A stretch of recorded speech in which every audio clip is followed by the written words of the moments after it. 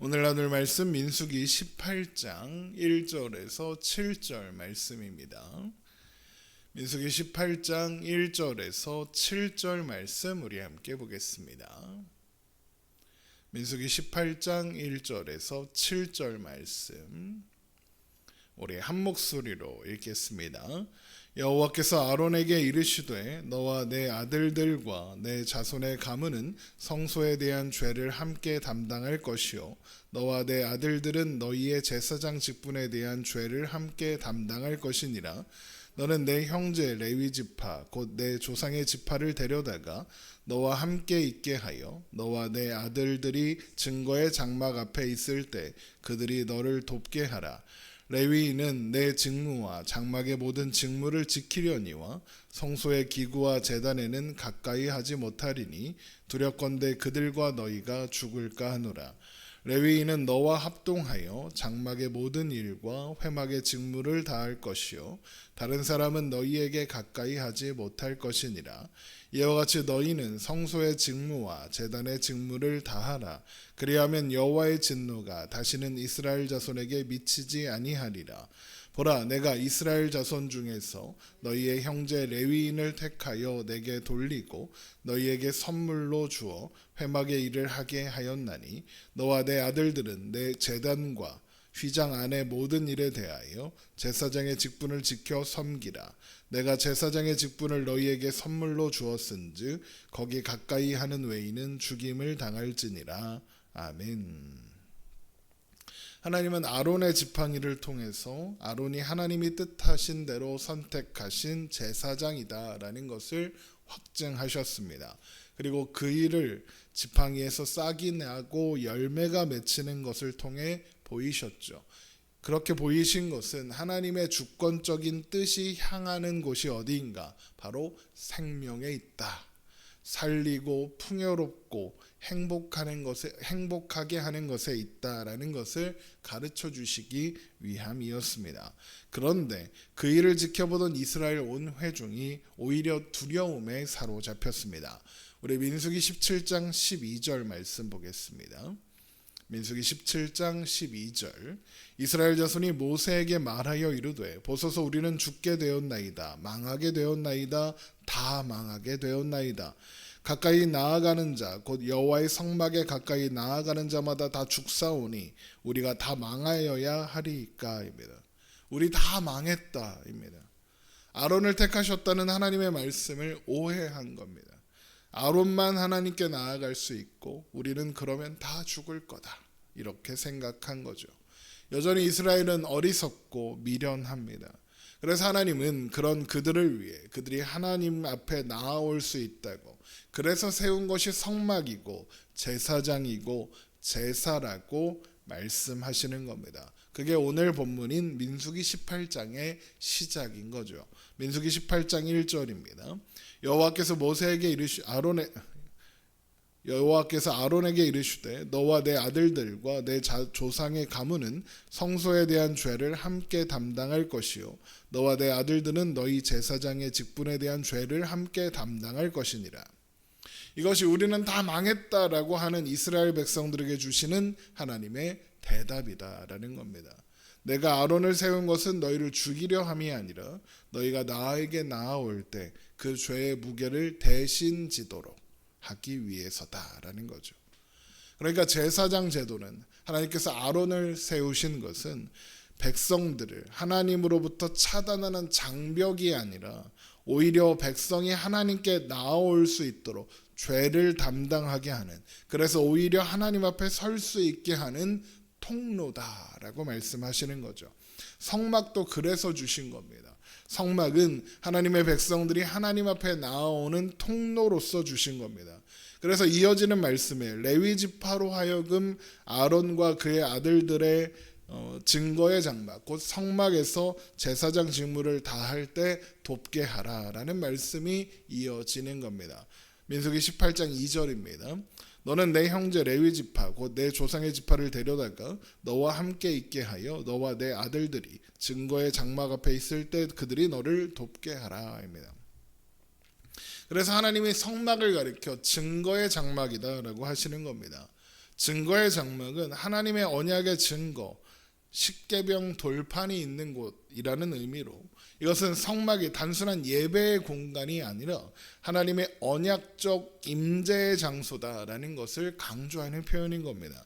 그러니까 성막은 백성을 심판하러 오시는 하나님의 공간이 아니라 나는 너희의 하나님이 되고 너희는 내 백성이 된다고 하신 하나님의 언약의 공간이라는 의미에서 증거의 장막이라고 표현하시는 겁니다. 이스라엘 백성들이 지금 무엇을 걱정하고 있습니까? 우리는 자격 없는 자라서 성막에 갈 수 없다. 가면 다 죽을 거다 이겁니다. 그런데 하나님께서 세우신 언약은 하나님께서 먼저 선언하신, 그러니까 이스라엘 백성들의 상태와는 상관없이 주어진 일방적인 약속이었습니다. 증거의 장막 안에 있는 증거, 십계명 돌판이 바로 그것을 상징하죠. 십계명 돌판이 2장이잖아요. 이 2장인 것은 각각 똑같은 내용을 기록한 일종의 계약서이기 때문입니다. 똑같은 내용이 2장에 써 있는 거예요. 그런데 이 계약서에는 인간의 서명이 없습니다. 하나님이 직접 새기신 언약만 있을 뿐입니다. 계약의 당사자이신 하나님께서 일방적으로 작성하고 일방적으로 서명한 문서다라는 겁니다. 그리고 이것이 언약의 증거이고 그래서 성막이 증거의 장막이다 하는 겁니다. 결국 십계명 돌판이 성막 안에 있다라는 것은 성막은 인간의 종교적 열심과 노력의 결과물이 아니라 하나님께서 주도적으로 은혜로 주신 은혜의 공간인 것을 물리적으로서 나타내는 증거인 겁니다. 그래서 성막, 증거의 장막은 이스라엘 백성들이 자격을 갖추어서 들어오는 공간이 아니라 하나님이 먼저 언약을 맺으시고 나아오라 하신 공간이다라는 것이죠. 결국 이스라엘 백성들은 우리가 자격이 없으니 들어가면 죽는다라고 생각했지만 성막은 애초에 자격 있는 자를 위한 공간이 아니라 언약 안에 있는 자들을 위한 공간이다. 증거의 장막이다라는 말을 통해서 그것을 설명하시는 거죠. 하지만 성막을 통해 하나님께 나아오려면 하나님께서 세우신 법도를, 그러니까 규칙과 선을 지켜야 합니다. 민수기 18장 3절입니다. 레위인은 내 직무와 장막의 모든 직무를 지키려니와 성소의 기구와 제단에는 가까이 하지 못하리니 두렵건대 그들과 너희가 죽을까 하노라. 레위인도 성소의 기구와 제단에 가까이 하면 죽는다라는 표현을 보고 이스라엘 백성들의 우려가 사실이다 이렇게 오해하면 안 됩니다. 이것은 경계입니다. 백성들은 그 경계를 자신들을 가로막는 벽이라고 생각했지만 하나님이 세우시는 경계는 하나님의 백성들을 보호하기 위한 울타리입니다. 그러니까 민수기 18장 3절의 말씀은 하나님께서 세우신 울타리를 벗어나지 않으면 아무도 죽지 않는다 이런 의미인 거죠. 가까이 오면 다 죽는다 이 얘기가 아니라 이 경계를 잘 지켜라 그러면 아무도 죽지 않는다 그러는 겁니다. 경계가 없으면 레위인도 제사장도 이스라엘 백성들도 아무도 안전하게 하나님 앞에 설 수 없습니다. 하나님 앞에 서면 다 죽을 테니까요. 인간의 한계가 그렇게 만듭니다.